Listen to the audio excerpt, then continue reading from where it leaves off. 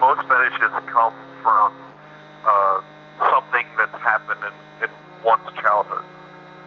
You know, and if you keep that in mind and you think about balloons are usually always parts of little kids' lives. You know, your birthday parties or whatever. And for some people, there's bound to be experiences with them that either scared them or gave them some kind of pleasant memory, and they carry that with them. And then when you reach adulthood, you try to relive those experiences with somebody close to you. And the balloon thing is just the same. I mean, it may seem odd because it's not as mainstream as other fetishes, but when you put it in that perspective, it makes a little bit more sense.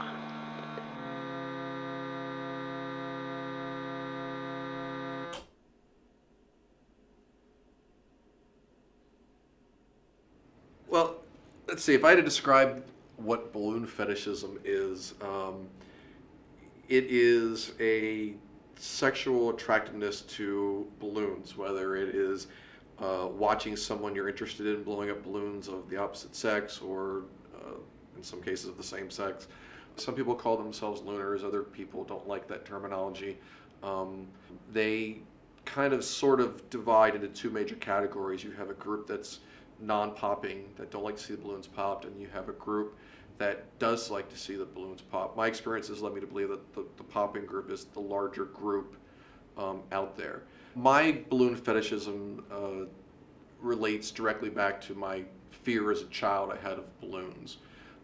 I was traumatized, I guess for lack of a better word, at one of my young birthday parties. And so as you know, growing up, I was always wondering, is there going to be balloons at this event? I don't want to go to the amusement park because there might be games there that scare me. So, in a sense, I grew up looking around corners to make sure there wasn't going to be anything there to scare me. And it's almost like an obsession. And then, it becomes a close personal part of you, and then the fetish develops from that.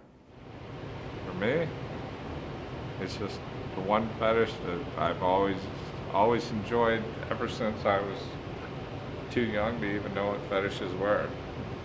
I like to think that my fetish helped me develop an open mind to other things, other experiences that I found I've liked, because I had deviant fetish desire. And even as harmless as it is, it still is, what some would call deviant. And so, I decided I didn't want it to be deviant, so I went out and discovered a lot of really deviant things that I could then learn to make my fetish mild. You're still trying to please the customer. So, you're using balloons. So dancing, you're using your dancing, and it's more of a sex appeal and the way you present yourself, whereas the balloon fetish is more of using the balloon to do the work. It smells like something's fucking burning. It's the heater. Oh. That shit's probably about to set the floor on fire. That gotta get turned off. You see that shit? It's burning through the rug. You didn't smell that? Oh shit. That shit gotta come off. I don't have enough oxygen to do the balloon parties after chasing my kids around all day and working all night. But I've blown up a couple balloons and it took a lot of energy, so I really haven't done them. It's all a mental thing. It's mental. I really think it's mental. Maybe that's what turns them on. It's a lack of something. I don't know, but it's something. I don't look too far into things. I try not to think about it too much. If you want me to blow up a balloon and pop it, okay, fine. If that's what you want, that's less for me to have to work for, I guess. You pop a balloon, you're always gonna be a little afraid because you never know. A piece might just come back and whack you, but it's more of the thing that you don't know when exactly that time's gonna happen. So it is a little, you worry, it could get hurt. Just like any other profession out there or anything else you do, there's always risks.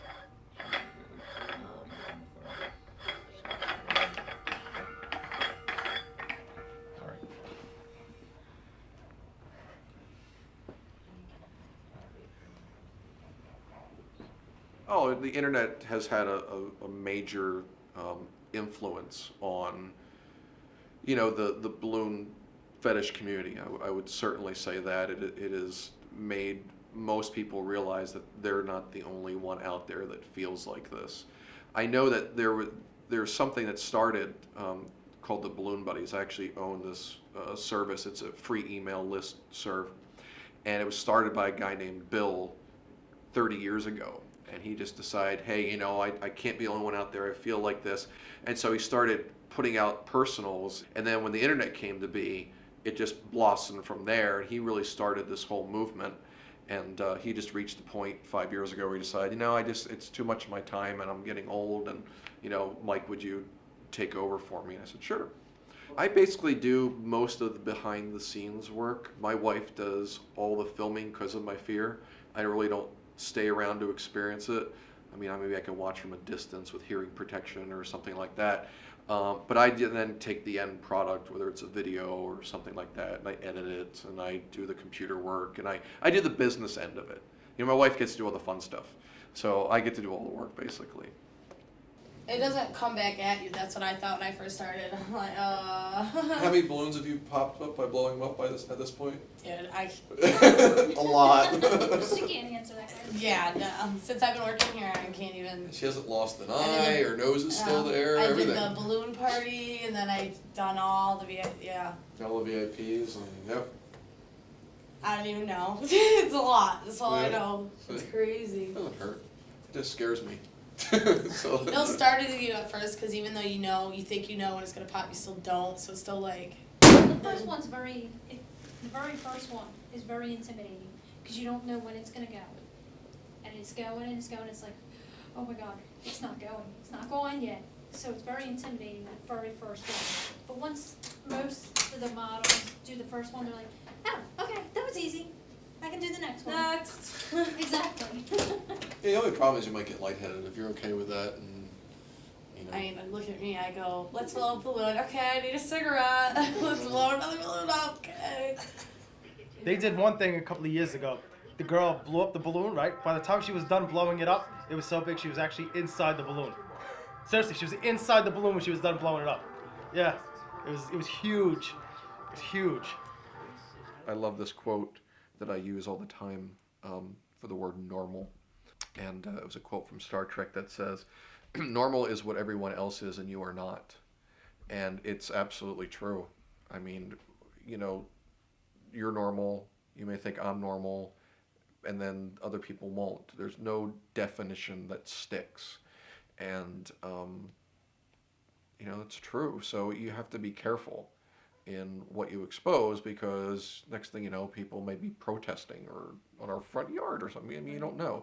As harmless as the balloon thing is, you still have to be a little careful. I mean, he's an alright guy. I think politically he's whacked sometimes, but, you know, Mike is probably about the most liberal person I think I know. He's a total atheist. Totally buys into man-made global warming, thinks Barack Obama has a prayer of winning, you know, right down the line. That guy is 100% liberal. We're friends, nonetheless. We do compete, but we compete on a friendly level, usually. Sometimes I think he goes a little out of his way to travel from Philadelphia to here to pull girls that would normally work for me, you know, so he's trying to thin out my stable a little.